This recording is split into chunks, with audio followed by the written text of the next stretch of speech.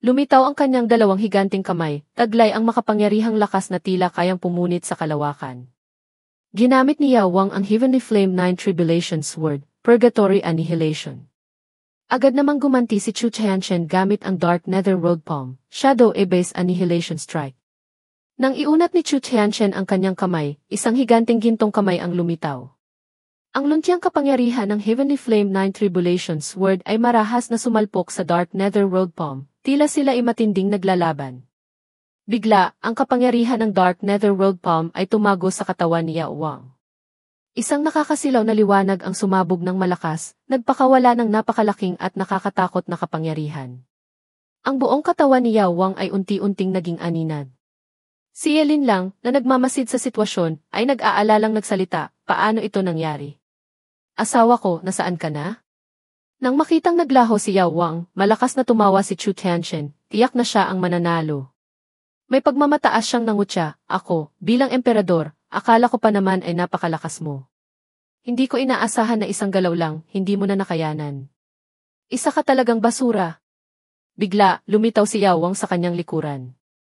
Nagsalita siya, na ikinagulat ni Chu Tianchen, talaga bang inaakala mong isang galaw lang ay matatalo mo na ako? Napaka-inosente mo naman. Hindi ko alam kung paano ka nakaakyat sa posisyong iyan. Nagpatuloy si Yao Wang sa paggamit ng Heavenly Flame 9 Tribulation Sword, God and Demon Strangulation, bigla ang inatak si Chu Tianchen. Ang mga sword ki mula sa kanyang espada ay walang tigil na humiwa patungo rito. Makalipas ang isang segundo, sumuka ito ng dugo. Ngumisi si Yao Wang ng tuso at sinipa ng diretsyo ang puwit nito. Si Chu Tianchen ay tumilapon sa himpapawid, ngunit hindi niya makontrol ang kanyang katawan, walang magawa, nakanganga at ang mga mata inamuti. Mabilis na lumipad si Yao Wang sa tabi niya. Tiningnan niya ito at sinabi, aba, anong pakiramdam, ha, Chu Tianchen? Hindi ba't napaka-arugante mo kanina? Isa ka pang half-step supreme, bakit para ka ng patay na aso ngayon? Pagkatapos, sa isang hiwa ng espada, pinutol niya ang braso ni Chu Tianchen. Napasigaw ito sa sakit. Nang maputulan ng braso, pinagpawisan siya ng malamig sa sakit at takot, sumisigaw ng tulong kay Minglao, Minglao, bilisan mo, iligtas mo ako. Sa oras na iyon, si Minglao ay nakikipaglaban kay Xuanji. Nang marinig ang sigaw ni Chu Tianchen, lumingon siya at bumulong, itong basurang si Chu Tianchen, hindi maaari. Hindi ko siya maaaring pabayaan dito. Matapos magdesisyon, ginamit niya ang Black Killing Dark Nether World Palm with overwhelming aura para itaboy si Xuanji. Agad siyang lumipad patungo kay Chu Tianchen, bumubulong, kailangang sumunod. Kung hindi, masasayang ang mga plano ni Lao Zu, ni Nuno. Tumayo si Yao Wang sa harap ni Chu Tianchen at sinabi, hindi mo dapat ako ginalit ng paulit-ulit. Sa susunod mong buhay, magpakabait ka. Pagkasabi nito, humiwa siya ng isang beses gamit ang espada. Dahan-dahang dumaan ang espada sa lig ni Chu Tianchen.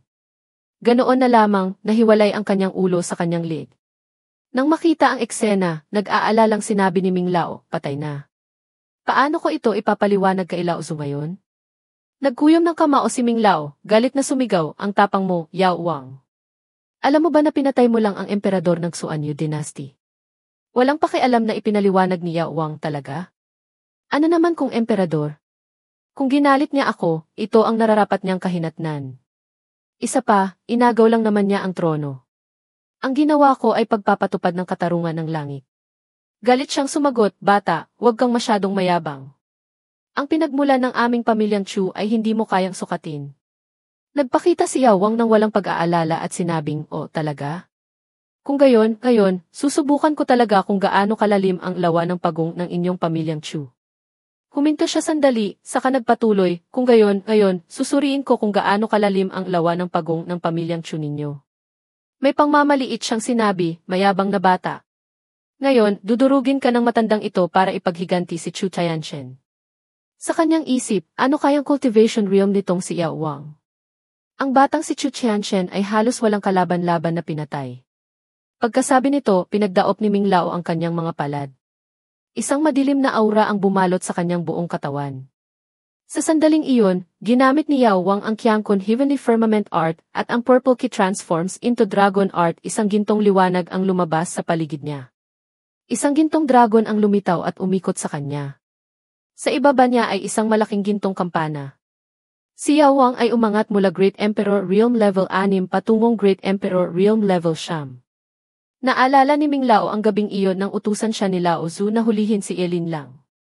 Lumuhod siya sa lupa, hindi makapaniwala at tinanong si Lao Zu, talaga po bang ako mismo ang pupunta para hulihin si Elin Lang at ang batang si Chu Tianchen? Ang Dashing Dynasty ay may ilang Great Emperor lang naman, sa pagkakaalam ko. Tiningnan siya ni Lao Zu nang may galit at sumagot, lintik ka. Inaasahan mo bang ako mismo ang pupunta para hulihin ang haliparot na iyon? Bakit hindi ka nalang umupo sa ulo ko? Nang marinig iyon, agad siyang yumukod at sinabi, Lao Zu, pakalmahin niyo po ang inyong galit. Gagawin ko na po agad. Aapurahin ko ang batang si Chu Tianchen na madaliin ang paghuli kay Elin Lang.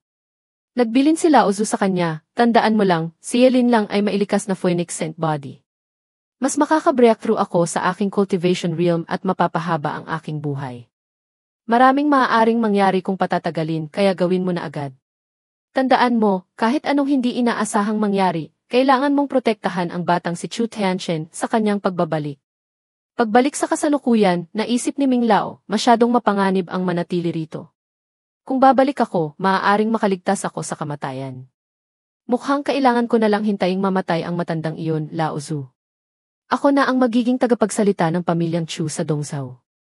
At pagkatapos, ginamit niya ang Black Flame Dark Netherworld Palm, Parting Clouds Chasing Wolves. Isang kamay na may matutulis na kuko ang lumitaw sa harap ni Yao Wang. May kumpiyansang sinabi ni Yao Wang, ako'y titingnan kung anong kakayahan meron ang matandang huklubang tulad mo. Nagtanong ang espiritong sistema sa kanya, Ginoong host, bakit mo pa pinipilit na salagin ang kanyang atake? Ang matandang iyan ay isang half-step supreme, alam mo ba? Hindi nagtagal, isang gintong kampana ang lumitaw. Ang espiritong sistema ay pumikit-dilat at nagbuntong hininga, nakakainis. Natakpan ang paningin ko. Masyado ring tuso ang matandang iyan. May kumpiyansang sinabi ni Yao Wang rito, huwag kang mag-alala, hindi siya makakatakas. Hayaan mo siyang maglaro ng apoy ng kaunti. Sa sandaling iyon, ginamit ni Minglao ang Black Killing Shadow Escape para tumakas. Naisip niya, may pagkakataon. Habang hindi pa siya nakaka-react, tumakas na agad. Kung mananatili pa ako rito ng kaunti, tiyak na mamamatay ako. Si Yao Wang ay maihawak na isang piyesa ng chess, nakatayo sa harap ng isang transparent na chessboard, marahang nagsalita, sa wakas, nahuli rin kita. Tingnan natin kung saan ka pa makakatakas. Inilagay niya ang piyesa at ginamit ang Yun Dao, flying out of the absolute realm para hulihin si Minglao. Nang mahuli, tiningnan niya si Yao Wang nang may matinding galit, bata ka, napakatuso mo. Para lang mapatay ang matandang ito, ginamit mo ang lahat ng paraan. Biglang lumitaw si Xuanji sa harap niya, nang iinsultong sinabi, ginamit ang lahat ng paraan. Sumingit si Yao Wang, huwag kang masyadong assuming. Hindi ka pa karapat-dapat sa tunay kong kakayahan. Ang buong katawan ni Minglao ay naglabas ng pulang enerhiya. Ang kanyang mga mata ay tila nag-aapoy. At sa gayon, umangat siya mula half-step supreme patungong supreme realm, first level. Isang madilim at malakas na aura ang bumalot sa kanya, puno ng pressure. Sa gitna ng malakas na hangin, sumigaw siya ng malakas. Nag-aalalang nagtanong si Elin Lang, hindi maaari. Ito na ba ang pressure ng isang supreme realm expert? Si In Miniang, na nakatayo sa likuran, ay sumabat, ano ang nakakagulat dyan? Tunay ngang isang maliit na kaharian sa hangganan. Bilang isang empress, wala ka man lang kaunting kaalaman. Nagangalit ang kanyang mga ngipin, naisip niya, ano bang nangyayari sa matandang iyon ng pamilyang Chu? Nagawa niyang piliting mag-breakthrough sa Supreme Realm. Gayunpaman, natanggal na rin ang selyo sa aking katawan. Dapat na ba akong tumakas at magtago muna sandali?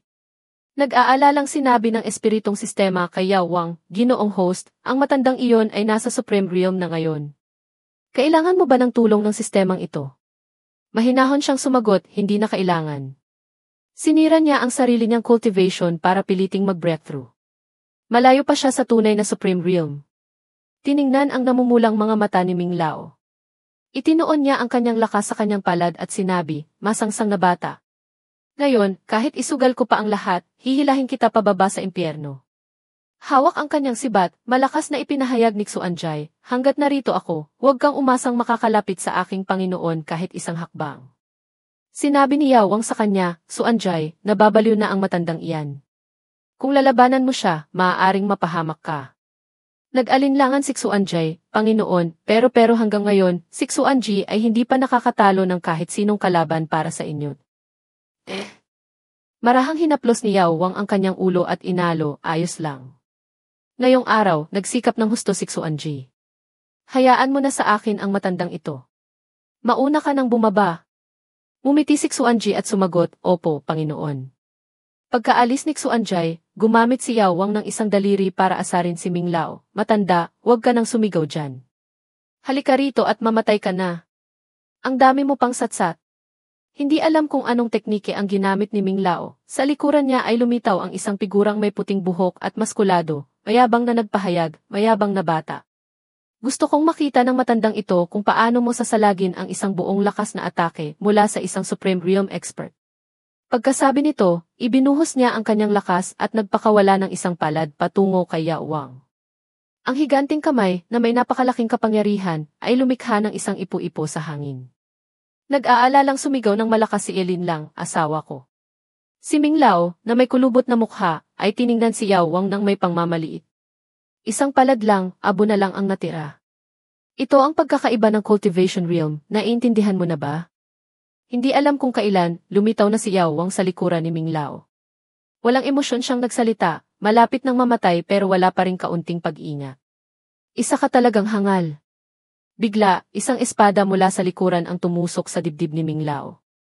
Nagulat siyang napabulalas, ano bang klaseng tekniki ito? Malamig na tiningnan ni Yao Wang ang talunan sa kanyang harapan, malamig na nagsalita, anong teknike? Hindi ka pa karapat-dapat malaman. Si Elin Lang, na kanina pa kinakabahan, ay nag-aalalang nagtanong sa kanya, asawa ko, yung tekniki kanina, ayos ka lang ba talaga? Ako, bilang empress, pinagpawisan ng malamig habang nanonood. Sa sandaling iyon, nagmamadali ring lumapit si Xuanji para kumustahin siya. Panginoon, hayaan niyo pong suriin ni Xuanji ang inyong katawan. Tinabig ni Yao Wang ang kamay nito at marahang sumagot, ayos lang ako, huwag ka nang magulo. Paano ako magkakaroon ng problema? Tiningnan siya ni Yin Mingi ang nang may paghanga, iniisip sa sarili, itong si Kuya Yao Wang, gwapo na, malakas pa. Ang kanyang lakas ay hindi masusukat. Mukhang isa siyang magandang sandalan. Hindi nagtagal, ang tatlo, sina Yao Wang, Elin Lang at Xuanjay, ay sabay-sabay na umalis. Ang espiritong sistema na naiwan ay sumigaw ng malakas, Ginoong host, huwag po kayong magmadaling umalis. Ang mga gantimpala sa misyon ay hindi pa natatapos kalkulahin. Pagdating sa gantimpala, agad siyang lumingon at nanunuksong nagtanong, gantimpala? Hindi ba't karaniwan mo nang nakakalkula yan? Huwag mong sabihing dinatnan ka na naman ng monthly period mo. Kahit ang ganoong personal na bagay ay ginamit niya para tuksuhin ito. Galit na sumigaw ang sistema, manahimik ka. Ikaw ang may monthly period. Biglang napabulalas ang espiritong sistema, Mukhang malapit na nga. Tiningnan niya ito at naisip, ang sistemang ito ay tila nasa parehong estado noong nakaraan. Ang gantimpala kaya ay Nag-isip siya, ang sistemang ito ay tila nasa parehong estado noong nakaraan. Ang gantimpala kaya ay mga piraso ng Heavenly Dao. Sa sandaling iyon, nag-focus ang espiritong sistema sa pag-circulate ng kanyang true key. Pagkatapos, naglabas ito ng isang piraso ng Heavenly Dao fragment at masayang sinabi, napakaganda, Ginoong host. Nakuha na natin ang ikalawang piraso ng Heavenly Dao fragment. Isang gintong liwanag ang lumitaw sa isang lumulutang na bato sa himpapawid. Ibinigay ng sistema sa kanya ang Heavenly Dao fragment at sinabi, Ginoong host, bilisan nyo, ilagay nyo ang fragment para makita kung may magbabago. Nagtatakang nagtanong si Yao Wang, bakit? Mayroon pa bang bagay sa mundong ito na hindi mo alam? Kinamot nito ang ulo at ipinaliwanag, ito ang Heavenly Dao, ang mga panuntunan na bumubuo sa mundong ito. Ito ay kabilang sa pinakamataas na pag-iral. Ang kasalukuyang sistema ay hindi pa ganap na nau-unlock ang lahat ng otoridad. Hindi pa ito omniscient at omnipotent. Tiningnan niya ito ng may pagdududa at nagtanong, hindi pa omniscient at omnipotent. Kung alam ko lang, hindi na sana ako naloko pa sa iyo. Pagkatapos, marahan niyang ibinagsak ang fragment. Sa sandaling dumampi ito sa bato, agad na lumitaw ang isang daloy ng gintong true key. Hindi nagtagal, ang daloy ng true key na iyon ay marahang umikot sa paligid niya. Display, dao ng pagsugod, pagtangan sa prinsipyo, ika-negatibo siyam na antas. Dao ng pagsugod, pagpapakitang mangmang, didith mo, ika-negatibo 8 na antas. Dakilang emperador, ika-negatibo siyam na antas, kasukdulan. Biglang masayang sumigaw ang espiritong sistema, mabuhay. Mabuhay! Binabati kita, Ginoong Host, sa muling pag-angat ng antas. Binabati kita, Ginoong Host, sa pag-abante ng isa pang hakbang sa Heavenly Dao. Itinuro ni Yao Wang ang screen ng sistema at sinabi, sa wakas, narating ko na ang tuktok ng Great Emperor Realm. Pero itong landas na pagpapakitang mangmang gitis mo, parang medyo katawa-tawa pakinggan. Ipinaliwanag nito sa kanya, Ginoong Host, ang pagpapakitang mangmang gitis mo ay hindi tulad ng iniisip ninyo. Kapag na-activate ang otoridad ng pagpapakitang mangmang, maaari nitong itago ang inyong tunay na lakas para maiwasang matuklasan ng mga pamamaraan ng mga santo sa end. Nang marinig iyon, hindi niya maiwasang mapabulalas, ito pala ay isang function para magpanggap at manampal ng mukha. Maaari akong magpanggap na isang baguhan na kadarating lang sa Foundation Establishment Realm para pahirapan ang iba. Nakakatuwa talaga. Pagkasabi nito, hinaplos niya ang ulo ni Xuanji at inutusan siya, Xuanjay, kunin mo lahat ng kagamitan at mahahalagang bagay mula sa dalawang sawing palad na ito. Mamaya, bibigyan kita ng malaking gantimpala. Sumagot si Xuanji, opo, Panginoon. Sa sandaling iyon, nagtanong din si Elin lang sa kanya, asawa ko, ang labanan kanina ay napakatindi. Hindi ka ba nasugatan? Bumiti siya ng malapad at sumagot, paanong masasaktan ako? Ang nangyari kanina ay simpleng pagdurog lang, kasing dali ng paggalaw ng kamay. Tiningnan niya siya ng may pagmamahal, nahihiyang nagsalita, Kuya Yao Wang, kanina, labis akong nag-alala. Hindi ko inaasahan na ganyan ka pala kagwapo at katapang. Talagang napahanga mo ako. Bigla, si Yin Mingyang, na nasa likuran, ay ipinatong ang kamay sa balikat ni Yao Wang na ikinagulat niya. Itinuro ni Yelin lang ang kamay na nakapatong sa balikat ni Yao Wang at galit na sumigaw, Yin Mingyang. Lumayo ka sa asawa ko. Hindi lang siya umiwas, bagkus ay tinukso pa niya si Yelin lang, kapatid na Lin lang, bakit ka ba masyadong tensyonado? Wala ka bang tiwala sa asawa mo? Nang marinig iyon, lalo siyang nainis. Diretsahan niyang ibinunyag, Yin Mingyang, huwag ka nang umarte rito. Huwag mong isipin na hindi nakikita ng lahat ang iyong mga lihim na balak. Namula si Yin Mingyang, kumikinang ang mga mata, at sumagot, hindi ko inaasahan na ganyan ka pala katalino, kapatid. Totoong ang balak kong ialay ang aking sarili para suklian ang pagliligtas sa akin ni Kuya Yao Wang. Na para bang normal lang sa kanya na aminin iyon. Seryosong nagbabala si Elin lang, malanding babae. Kung mangangahas kang galawin kahit isang hibla ng buhok ng asawa ko, pupulbusin kita. Walang takot na ng hamon si Yin Mingyang, kapatid na Lin lang, gusto mo ba talagang makipag-away? Ako ngayon ay isang expert na nasa 8 DV level ng Great Emperor Realm. Sa sandaling iyon, ang dalawang babae ay matinding nagtatalo. Si Yelin lang ay may Merit Dharma Body, Emperor Lord Initial Stage. Si Yin Mingyang ay may Cultivation na Great Emperor Realm, 8 DV level. Ayaw makialam sa pagtatalo ng dalawang babae, nagmadali si Yao Wang humanap ng dahilan para tumakas. Kung gayon, titingnan ko kung gaano karami na ang nahanap ni Xuanji doon.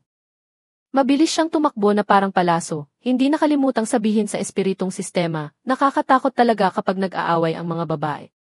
Takbo na! Pinagtawanan siya nito, Ginoong Host, dumating din pala ang araw mo, ha?